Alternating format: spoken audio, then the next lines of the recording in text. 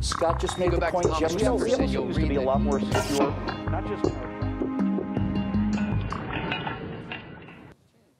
Two stories. Story number one, a 14-year-old tinkering geek brings a homemade digital clock to school, but because he's Muslim, everybody thinks it's a bomb, so he gets handcuffed, isolated, interrogated, and humiliated by the cops because America and Texas.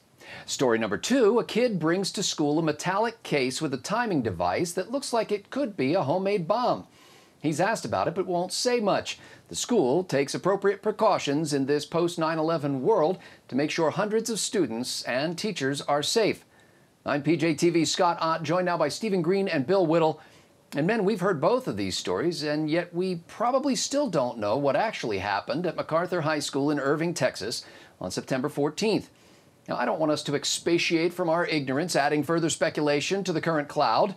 We'll just use this story to spark a wider conversation in a three-part trifecta we're calling What is Truth?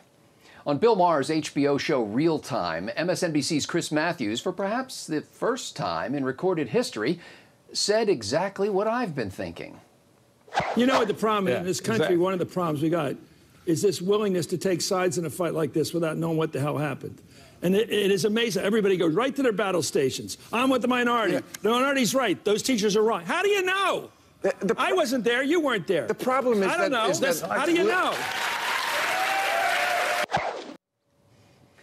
Now, Stephen Green, this happens all the time. Breaking news, facts still filtering in, but immediately everyone knows what happened and why and who's to blame.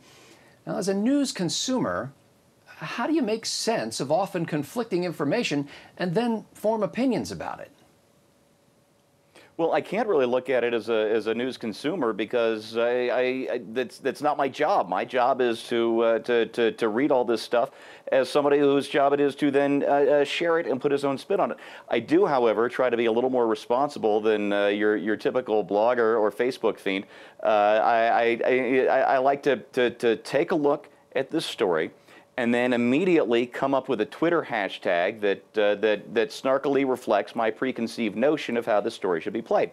Now, more seriously, I have not written one word about this story, and let me tell you why. Because at first there was no way of knowing which one of those two stories that you introed was the real one, or if it was in fact some third story. And as the days progressed, I still haven't written about this story because it looks to me like this was a media setup from day one, with a 14-year-old kid being used by his parents, and now it looks like he's being used by the White House, and that's not the kind of thing I like to write about. I don't care about the scandal du jour. I prefer to write about the issues, and I don't see this as a very serious issue. Well, the fact that you've just mentioned Facebook fiends leads me to do something. One moment, please. I just unfiended you. Sure, we'll wait here. There you go, buddy. Yeah, I'm gonna like that. Depending on who you are to believe, that 14-year-old kid was either a geek prodigy who became an innocent victim of religious bigotry, or he was a provocateur who invented nothing, but simply took apart a Radio Shack alarm clock to cobble together a hoax bomb to provoke a reaction. In other words, as Chris Matthews said, everybody goes right to their battle stations, attaching pre-scripted narratives to the story, and the facts be damned. Now, Bill Whittle, you produce a prodigious volume of video commentary each week, and you, like the rest of us, rely largely on news organizations for much of the source material. How can our viewers discern what's true and what isn't in the early hours after an incident like this? And how can you feel confident in expressing opinions when the sources often seem so sketchy? Well, I think you pretty much locked it up with the question there, because the question is self-contradictory. You can't know with certainty what happened in the early hours of a news story. The way you can know what happened with some degree of certainty is to let a week go by or 2 weeks.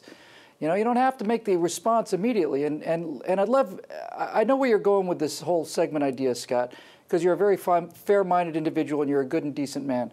And I would love to tell you that this is a fair problem that is shared by both sides of the aisle, but it's not. It's not a common problem among the left and the right. It's yet another case of an ongoing pummeling of the American people into submission to the narrative, which continues on and on unabated by the left, which controls most of the news media outlets. So let's just refresh, shall we? Trayvon Martin is a small black child, apparently 12 years old and 4 feet high, who's going to get a little bit of candy from the 7-Eleven when he is assassinated by a racist white person named George Zimmerman, who we later find out is a white Hispanic person. We later find out that Trayvon Martin wasn't 12 or 13. He was, in fact, 17 or 18. He was almost 6 foot tall.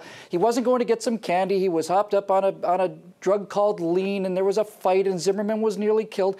And it turns out it's not the simple narrative that President Obama trumpeted and said, if I had a son, it would have looked like Trayvon Martin.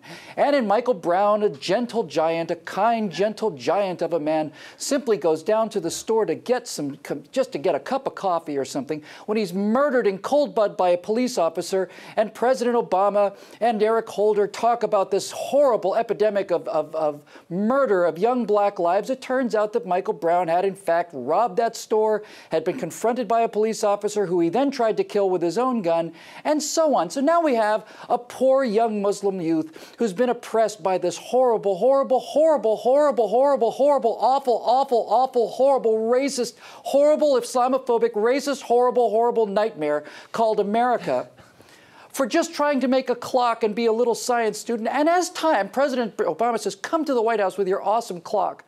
And then we find out with a little time passes that it turns out that they didn't just actually build this clock. They actually took this clock apart, that they wanted a little bit of publicity, that the parents had a kind of a jihadi kind of a romance going. And the whole thing turns out to be yet another example, Scott, of the American people being bludgeoned into this progressive narrative at the expense of literary truth. The first story makes enormous headlines. The follow-up details are seen by 1% of the population. And that's how these people win elections. Well, and just to clarify for our viewers, Bill used the word jihad. Jihad actually means struggle. An internal struggle, internal conscious struggle. In this case, we're talking about the emotional struggle of taking an alarm clock apart. And it can be very hard on a young man. You know, the fancy term for this whole question is epistemology. What do we actually know? And how do we know that we know it? Just as important, what do we know that we don't know? And of the things we don't know, which of these are ultimately knowable and which may never be known? Much of what we don't know falls into the realm of intentions and motivations, even our own. Who knows what evil lurks in the minds of men, the announcer said on the old radio broadcast. Only the shadow knows. The Bible says that the heart is deceitful above all things and desperately sick. Who can understand it? And while you probably think yourself ruthlessly logical and rational, your ungovernable emotional response to information will often lead you to first assume and then to react, sometimes in quirky and personal ways without regard to evidence or proof. Typically, you'll replay an old movie in your mind with new characters. When Pontius Pilate questioned Jesus on the eve of his crucifixion, Jesus told him that he, quote, came into the world to testify to the truth. Everyone on the side of truth, Jesus said, listens to me. Pilate's response may have been scoffing. What is truth? Or sincere? What is truth? But when it comes to the news, it's a question that vexes to this day. What do we know, and how do we know it? And based on those answers, how can we speak with confidence and integrity that which we believe? We'll continue to explore this question in the next 2 episodes of this Trifecta series. For Stephen Green, Bill Whittle, and the entire Trifecta crew at pjtv.com, I'm Scott Ott.